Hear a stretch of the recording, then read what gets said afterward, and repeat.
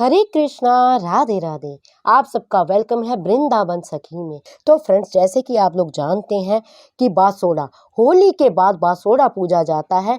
और कुछ कुछ लोग तो होली के बाद जो सोमवार आता है उस दिन बासोड़ा पूजते हैं। और कुछ लोग जो शीतला सप्तमी आती है, शीतला सप्तमी की पूजा के साथ बासोड़ा भी पूजते हैं। किस प्रकार आप घर में ही बासोड़ा पूज सकते हैं, किस प्रकार शीतला माता की आप पूजा कर सकते हैं। आप लोग जानते हैं शीतला माता की हम लोग पूजा करते हैं, माता जी से अच्छे स्वास्थ्य की कामना के लिए पूजा करते हैं और संतान की भी अच्छी स्वास्थ्य रहे, परिवार में सबका स्वास्थ्य अच्छा रहे, इसलिए पूजा करते हैं। तो घर में किस प्रकार आप शीतला माता की पूजा कर सकते हैं, तो देखिए उसके लिए आपको फर्श पे, जिस फर्श पे आप पूजा कर रहे हैं वहाँ पे थोड़ी सी हल्दी डाल के उसको लीप लें, या गोबर से, गोबर नहीं है तो हल्दी डाल के लीप लें।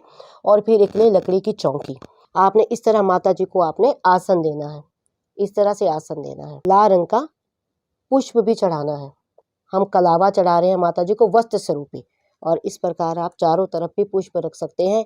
और उसके साथ साथ हम बासोड़ा भी पूजते हैं। जो हम माता जी की जब पूजा करते हैं तो रात को ही खाना बना लेते हैं, और जो अगले दिन होता है वही बासी खाना जो खाया जाता है।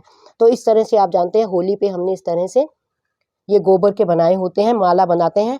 तो अगर आपके पास माला ही रखी हुई है तो सबसे अच्छी, अगर माला ना हो तो कोई बात नहीं, आप इस तरह से उसके बचे, जैसे जिस प्रकार मेरे पास ये मैंने बचा रखे थे होली के, जो हम बनाते हैं बड़कुल्ले, तो ये मैंने बचा के रखे होते। इस तरह से हमने उनकी भी पूजा आज के दिन ही करनी है। तो सबसे पहले हम इनको तिलक करेंगे हल्दी का। आपको ये बात का विशेष ध्यान रखना है कि इसमें जो है रोली जो यूज़ नहीं होती, हल्दी का ही तिलक होता है। तो इस प्रकार इनको भी हम हल्दी का ही तिलक करेंगे। और इस प्रकार आपने जल लेना है। ये देखिए, जल जो लेना है उसको आपने विशेष ध्यान देना है कि जल को आपने प्लेन नहीं लेना।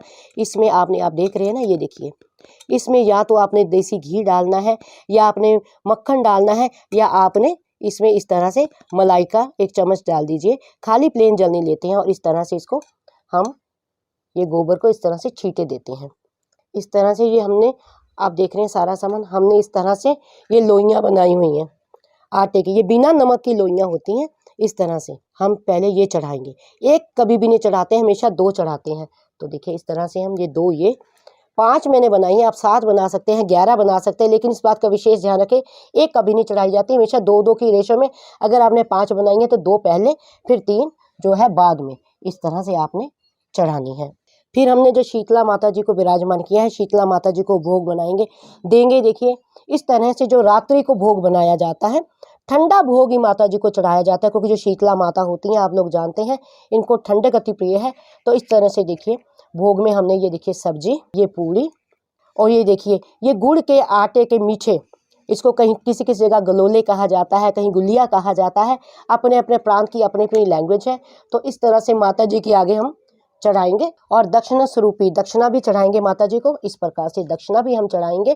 और पीने के लिए माता जी को हम जल भी इस तरह से साइड पे आप कहीं भी रख सकते हैं, जल भी आप दे सकते हैं। आप चाहे तो मिट्टी के बर्तन भी यूज़ कर सकते हैं, क्योंकि जो शीतला माता जी होती हैं वो ठंडा ठंडा ही खाना खाती हैं, ठंडा ही भोग। इवन जब हम लोग प्रसाद रूप इसको ग्रहण करते हैं तो रात्रि को ही हम लोग बना लेते हैं और सारा दिन खाते हैं। और कहा जाता है कि इस दिन चूल्हा भी नहीं जलाना चाहिए। लेकिन अब जिनके घर में कुछ छोटे बालक हैं या बुजुर्ग रहते हैं घर में, तो फिर कुछ लोग क्या करते हैं, माता जी की पूजा करते हैं। पूजा करने के बाद माता जी से जो है प्रसादी चढ़ा के फिर घर में बुजुर्गों के लिए, छोटे बच्चों के लिए चूल्हा जला लेते हैं, लेकिन खुद ठंडा ही खाते हैं सारा दिन। और ठंडे से, और आप सुबह सुबह उठ के ठंडे पानी से ही आपने स्नान करना है। ये नहीं कि आपने गर्म पानी से स्नान करना है, ठंडे पानी से स्नान करके ही जो माता जी का ये पूजा आपने करनी है, माता जी को भोग देना है। और जो आपने ये सामान चढ़ाया है, आप देख रहे हैं, ये जो आटे की गुलिया भी हमने चढ़ाई है, ये आपने बाद में गाय को खिला देनी है। और जो ये दक्षिणा चढ़ाई है हमने, ये दक्षिणा आपने किसी भी कुंवारी लड़की को, कंजक को, जिसे कन्या कहा जाता है, किसी भी कुंवारी लड़की को आप ये दक्षिणा दे सकते हैं। और जो ये प्रसाद है, प्रसाद रूपी आप ग्रहण कर सकते हैं। कम से कम जब भी आप भोग दें, कम से कम 2-3 घंटे भोग को रहने दें और इस तरह से पूजा करें। अगर तो आप घर बैठ के पूजा कर, अगर मंदिर में जाके पूजा करना चाहते हैं तो मंदिर में भी जाके पूजा कर सकते हैं, या आपके घर के पास कोई नीम का पेड़ हो, क्योंकि जो शीतला माता की पूजा होती है इसमें नीम का बड़ा ही महत्व रहता है। तो नीम के पेड़ के नीचे जाके भी आप इसकी पूजा कर सकते हैं। सारा ये सामान रखने के बाद हाथ जोड़ के माता जी से हम क्षमा मांगेंगे कि हमारी पूजा में किसी प्रकार की कोई कमी या कोई गलती होगा तो माता जी हमें क्षमा करें और हमारे परिवार हमारे बच्चों पे माता जी रक्षा करें। तो हरे कृष्णा, राधे राधे।